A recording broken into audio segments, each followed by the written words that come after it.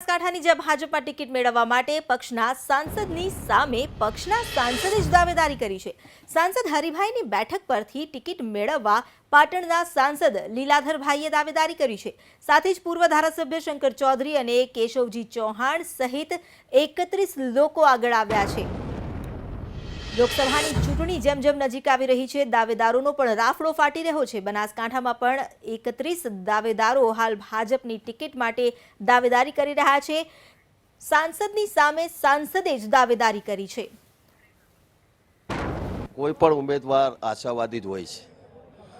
નાનામાં નાનો કાર્યકર્તા પણ જ્યારે ટિકિટ માગતો હોય તો એને પોતાના આશા હોય તો હું તો ચાલુ સંસદ સભ્ય છું તો મને વિશ્વાસ છે કે પાર્ટી મારા પર મને ટિકિટ આપશે અને પછી તો પાર્ટી જે નિર્ણય કરશે તો ભારતીય જનતા પાર્ટીનો જે પણ કેન્ડિડેટ આવશે એને જીતાડવાની જવાબદારી અમારી રહેશે।